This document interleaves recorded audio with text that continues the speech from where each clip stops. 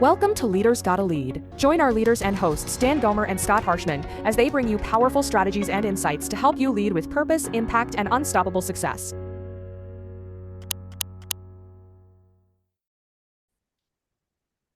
All right, welcome everybody to the latest episode of Leaders Gotta Lead. Today is one of those episodes where it's just Scott and I just jamming, talking about leadership. And part of the reason why we started this podcast was because we saw a gap in leadership out there, and it's something that we're both really passionate about. And so this podcast is not about like telling everybody how they should be leading, but it's really more about just exploring ideas for leadership so that people watching this can take those ideas and decide what they want to do with it, decide how they want to lead, decide how they want to show up with the people that they're leading. And so today, what I really wanted to talk about, I've had the pleasure of reading John Maxwell's latest book called High Road Leadership. And the reason that this book really stuck out to me, and the reason that I wanted to talk about it today, is because I think it really exemplifies where my head was at when we started this. Because one of the first conversations that Scott and I had about this whole leadership podcast was, what really makes a good leader? And you compare somebody like a Stalin or a Hitler or a fascist, that kind of leadership. There's no denying that they were a leader. They got people to follow them. I mean, these people start wars and all these kinds of things. So you can't say they're not a good leader, but we kind of see there's a problem with that. What is the problem versus somebody like a Jesus or a Buddha or somebody like that, or a Gandhi who's trying to make the world a better place? So in trying to define what makes a good leader, we've been talking about all these strategies and stuff like that, and we've had people talk about giving back, putting people first, working on yourself, personal growth. Those we've had all of these ideas that say, well, this is what makes somebody a good leader. And this book, High Road Leadership by John Maxwell, what it really talks about is the difference between a high road leader and a low road leader. Notice both of the and a mid road leader. They're all leaders. We're all leaders, whether we're an a-hole or trying to make the world a better place. There are people that we lead. And so today I wanted to just kind of touch on this concept of a high road leader versus a low road leader. And just to try to summarize what John Maxwell is saying in this book, he's basically saying that a high road leader is somebody who is, at the end of the day, putting other people's needs and desires first, so that we're actually making the world a better place. And so his whole thing, and if you know anything about John Maxwell, he has a huge impact in the world, but his whole thing is trying to make the world a better place. So he leads from a place of people first. He's so passionate about people first. And so for him, that's high road. And then he kind of breaks it down into some different ideas, some different concepts of what it actually means to be a high road leader. So it's a really good book. And so anyway, Scott, as I've kind of gone through all of that intro, like, what comes up for you in terms of leadership? It's interesting because, like, I hear the high road leader, the definition, right, of what you're talking about as a high road leader. And I've had multiple mentors over my life. And you could call a mentor a leader, right? So, like, let's just call it a spade a spade. So a mentor is a leader, okay? The best ones that I've ever had are the ones that do not put their agenda first and don't put themselves first. They actually put you first. And some of the ones that I've seen, in business and things like that, like, they've already achieved everything that they've wanted to achieve, right? Like, they've been the number one salesperson. They've been the best branch. They've been the best at whatever they've done. They have hundreds, if not thousands of reviews online, whatever it may be. And now they've seen what they've been able to do. So now they truly want to be able to give back. So they're finding the people to take under their wings to really help them and guide them. And it's more of, as opposed to like making them struggle through each phase that they had to, how to help them faster. Um, and that's one of the things that I look at is like some of the best leaders out there. Like my current mentor now, like he's probably one of the best about it. Like he's always constantly pushed me to go to the next phase. Mhm. Um, you know, from starting into the business on day one to where I'm at now, I probably wouldn't have gone the same path with every single leader or person that I would have followed. But he was more passionate about like, hey, let's get you there. Let's get you there faster than I got there. And I think what makes him so good, and I think that looking at a high road leader and the definition on it again is not just looking at me as a person, as a leader, and making sure that I'm getting there, but also taking into consideration like who am I leading in my personal life, like my family, having 4 kids, right? Like how am I leading them? How can I help lead them better? How to Mhm. have a better relationship with my spouse, right? Like looking at more than just business and kind of looking at the whole big picture of everything. So Yeah. I think that's, and tell me if I'm on the right track with the high road leader, but like when you're talking about it, that's what I'm hearing. Dan didn't tell me about this book, so now I got to go back, got to go out and read the book. So I got some reading a reading project over the next couple of weeks. One of the things in the book is personal responsibility, Scott. I mean, I'm not throwing you under the bus or anything, but I mean, it would have been nice to know about the book. Yeah, I know. Well, but listen, I just read it this week, right? So it was very, Okay.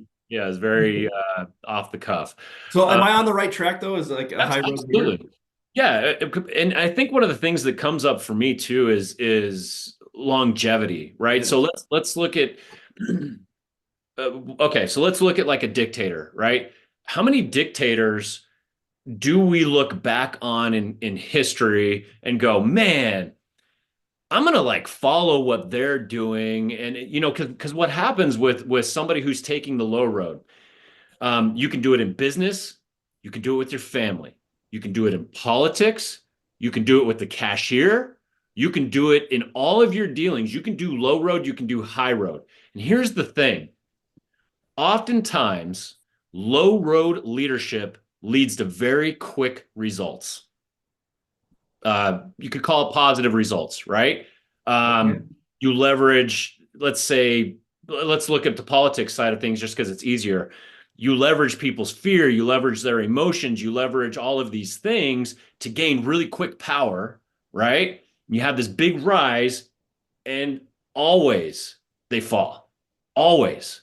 Look at all of them. They rise meteorically and then they crumble overnight.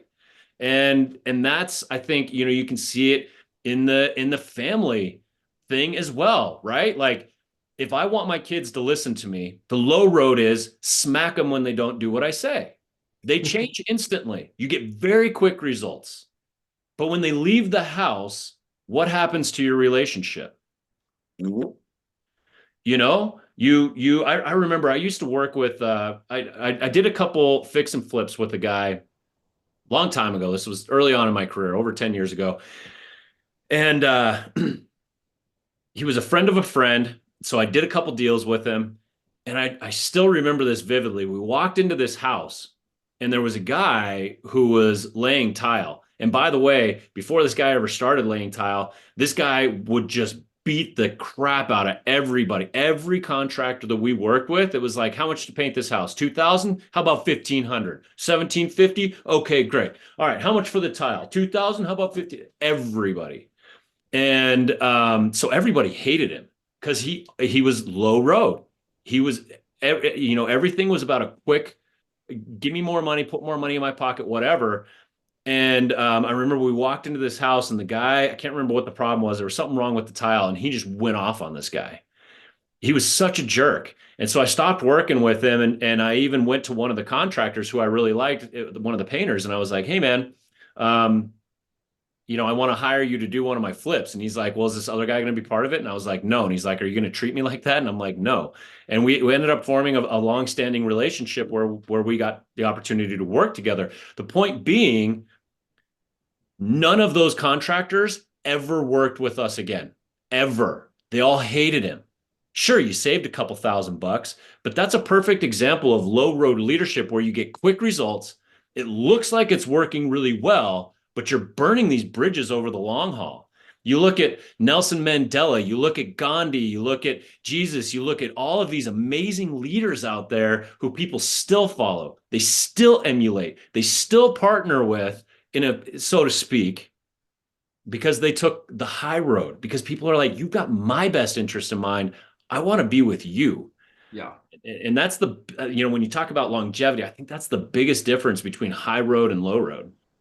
Well, and you said something that triggered my brain, because it's like forefront for me now is how are you providing value in everything that you're doing, every relationship that you have, whether you work with real estate agents or mortgage lenders or title reps, or I mean, shoot, you might have your own company if you're listening to this, but how are you building value? At the end of the day, we're all vendors, right? But like the more value that you're giving, the better off you're going to deepen a relationship.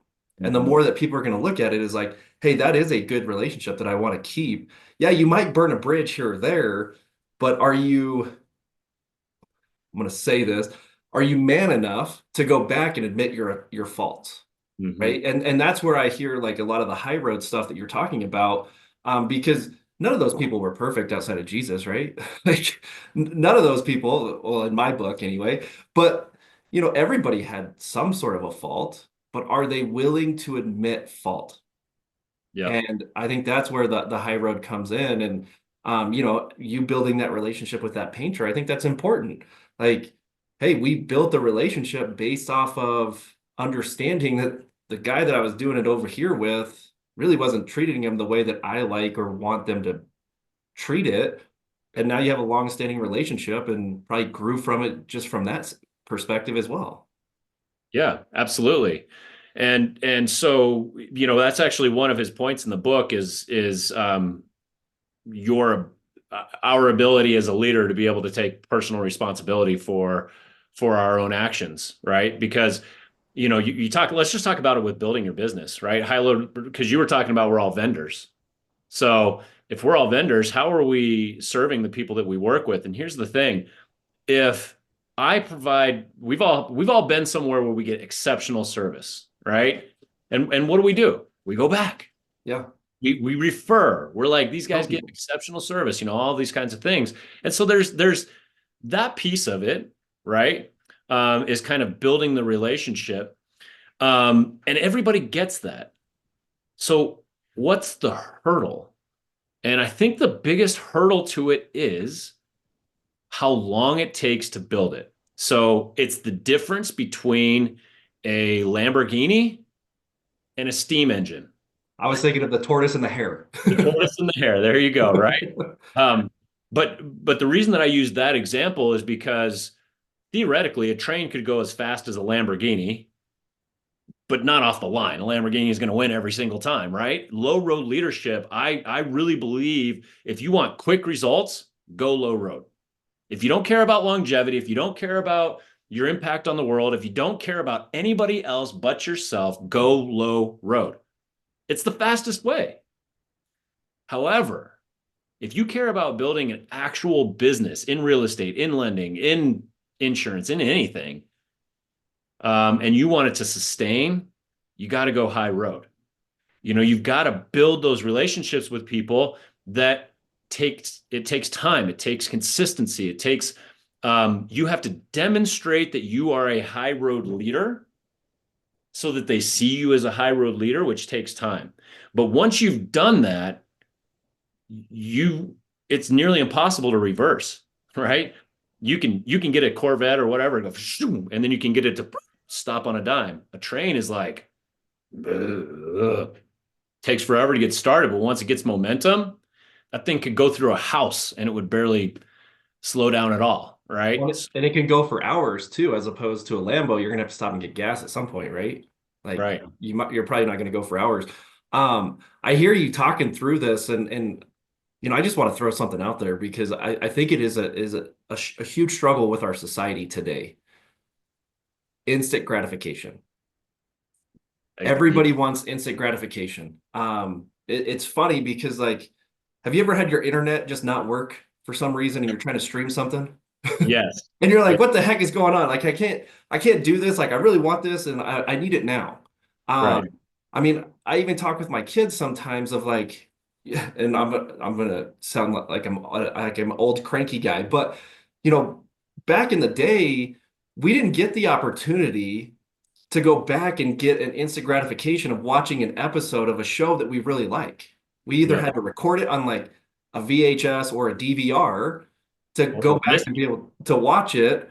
Um, and then commercials. Like we didn't get to skip commercials, right? Like so I look at the instant gratification that's been built, which part of that I think is due to technology. And at the end of the day, like technology is great, but to build a long sustainable business, technology has to be incorporated in some fashion. But I think to have like a long sustainable relationship, technology can only take you so far. Yep. Like, I mean, Dan, you're married, I'm married, right? Like, could you imagine us being married and like you in one room and your wife in the other room on a Zoom call? Right? Like it just I've doesn't. actually done that before, but there was other people on the call. Well, yeah, so I mean that was probably an exercise. But like, Yeah. could you imagine trying to deepen a relationship just by Zoom? Right. Like you have to get belly to belly. You have to get face to face with people. And like I think that's going the high road as well, is like being able to understand that and build a relationship. But it does take time, right? Like you're not going to all of a sudden get a, let's say, a transaction from the first meeting, Yeah. from the first time seeing somebody. I think it's more of like what you're saying is providing the droplets of trust. Like there's a saying out there that trust is earned in droplets but lost in buckets. Mm. So like I think that that's something that I hear when you're talking about this high road. I think it's something important for us to understand as well is like if you want to truly take the high road, it's not something that just happens overnight. That's why most businesses fail within 2 years. And Yeah. the ones that are sustained for a long time are built over 3 years. Like, just hear the difference on that. Most businesses fail within two. The ones that sustain for a long time are built in three or more. So it takes a longer time to build a good business than it does to go up and then come back down. And there is something called growing too fast as well. So Right. that's a different Yeah. subject. Hey guys, Dan Gomer here with the Leaders Gotta Lead podcast. Thank you so much for tuning in. Hopefully you are enjoying the content, and if you are, I've got great news because there's more where that came from. Just click on the link in the show notes to discover new ways to plug into what we're doing, to find new content that we're putting out, and to discover how we might be able to work together to elevate your leadership game. Just click on the link in the show notes and let's take our leadership success to the next level. That's a different Yeah. subject.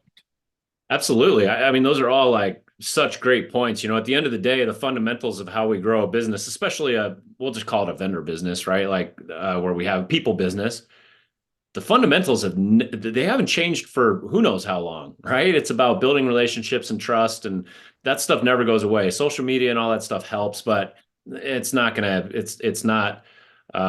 the solution by any means. And so I think the other thing to consider here is that you know, first of all, we all have to make a choice. If we don't make a conscious choice, we're going to make a subconscious choice. We're all making a choice of how we're going to show up as a high road, middle road, or low road leader. If we're not intentional about it, our past experiences will tell us how we're going to show up. Yep. We have no control over it consciously. So we have to get intentional about how we want to show up, which is really important. And here's the other piece that I think that's so important about this, that I'm really starting to pull away from this book. And by the way, there's nothing earth-shattering or like, oh my gosh, I've never heard that before, as much as I need to recommit to that. And one of the things that he talks about here is treat everybody as if they have value, because they do. And he's a very religious person. He was a pastor for a long time, and so he equates it to like, these are all God's children. They all have value. They're here for a reason, and that kind of thing. But regardless of how you feel about that, treat everybody as though that they have value. And so what that really means to me is high road leadership isn't something that you do on Tuesday and Wednesday, but not Thursday and Friday. High road leadership is a state of being. Low road leadership is too. I guarantee you, you look at some of these dictators and things like that, they're not like, hey, how's it going, buddy? Give me a hug. Oh, yeah. On Monday and then Tuesday, they're like, oh, we'll crush you. They're not. They're like, I'll crush you all the time. Yeah. Right.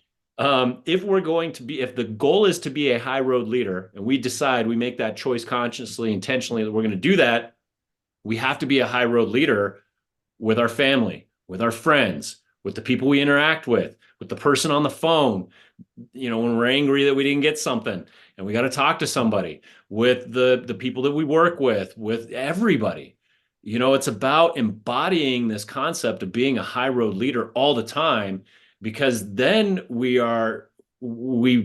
it just becomes a part of who we are. It's not like I'm trying to be a high road leader. You can't just try to be a high road. You either do it or you don't, which is also very hard to do. And part of the reason why people default back to that sounds really hard. Yeah. So I'm just going to go get mine real quick.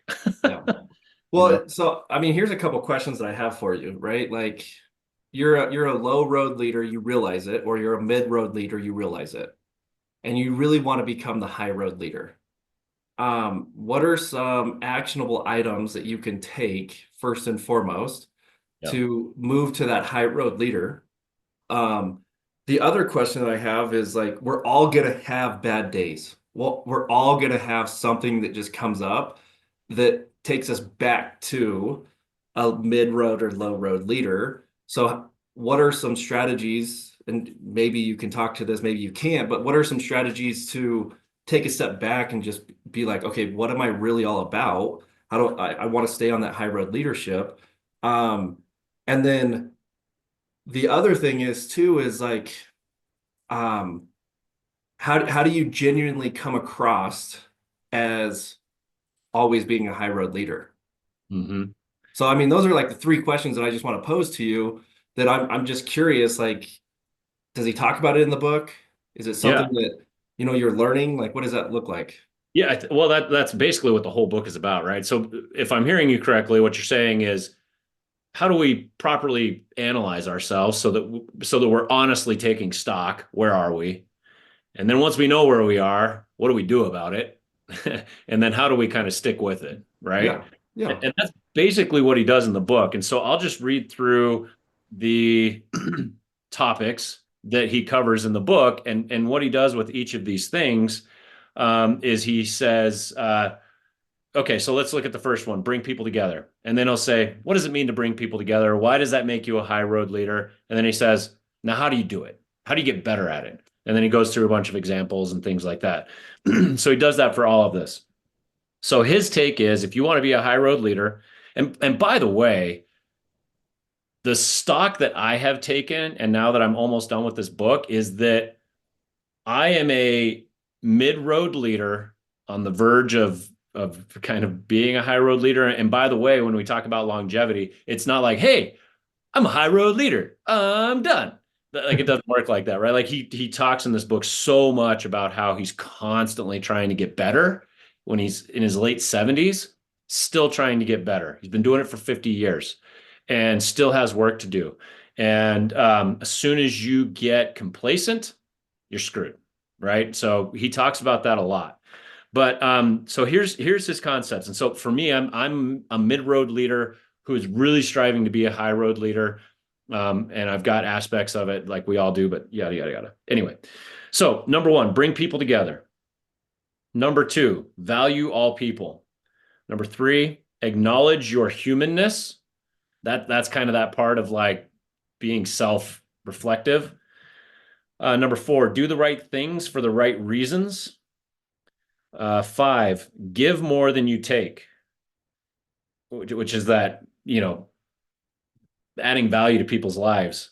Number six, develop emotional capacity. That one was really good for me because it's exhausting to constantly be working on yourself and constantly analyzing yourself and constantly trying to be better. And tiring. So he talks about how, um, you know, letting go of dumb stuff.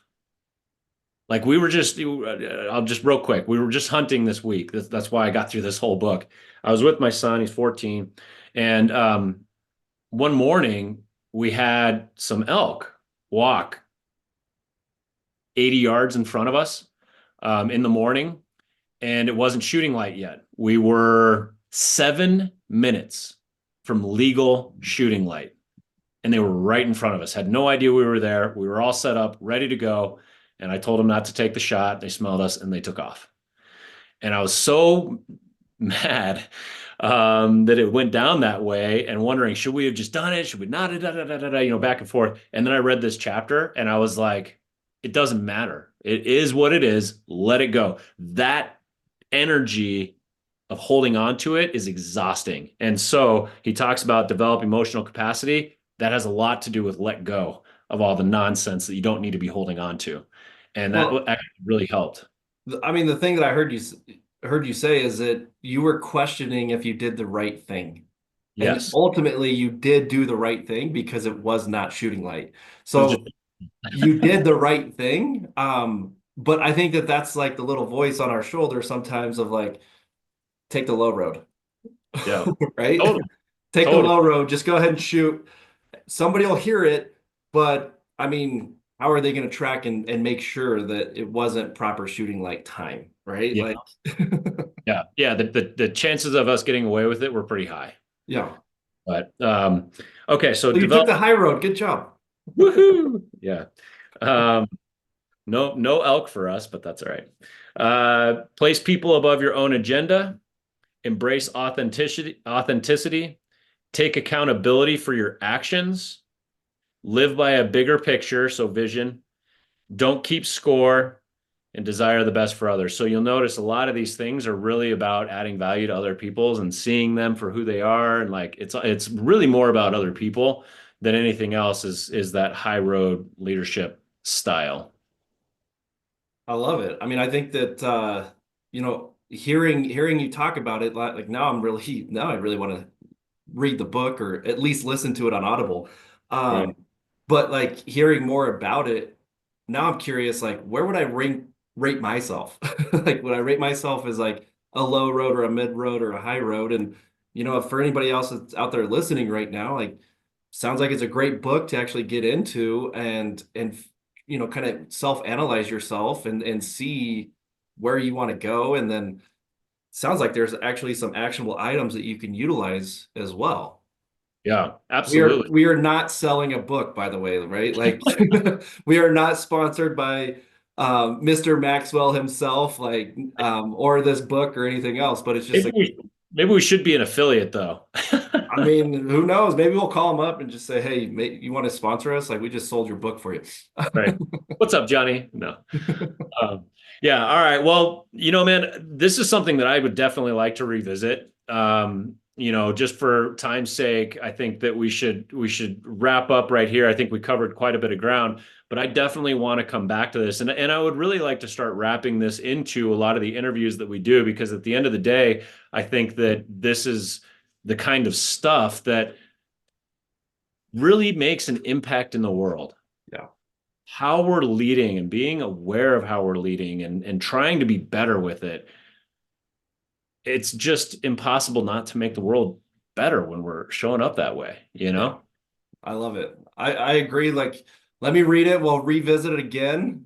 And we'll go Now from you know there. there's no more excuses, Scotty. There's no more excuses. So, as soon as we're off of this, I will have the book bought. The next step is making sure that I read it. But it sounds like it's a great book. So it sounds like something I won't put down. So, well, I definitely appreciate hopping on here with you today, chatting through this. I think that there's some really good nuggets to take from this on, really analyzing on becoming the high road leader and, getting there and providing value to everybody if you want to be the best leader possible. So, and like you said, we're leading someone. So figure out where you can become a high road leader in all aspects of your life. We need more people just trying to be high road leaders. It doesn't matter where you are. You could be a hardcore low road person right now wanting to get better. That's it. Yeah. That's it. That's what it's all about. Just constantly trying to make ourselves better. In fact, I'll wrap up with this story. Caleb had a few opportunities this weekend and missed them all.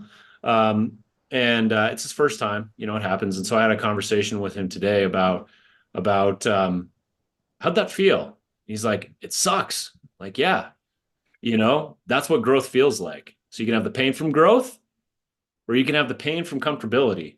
And low road leadership, feels comfortable, but it's painful. I promise you, it's painful. So why not suffer the pain of growth and make the world a better place? We need more people just trying to make themselves and the world better, willing to take that risk, willing to miss the shot in order to make themselves and the world a better place. Like, the more people that are doing that, the better off we'll all be.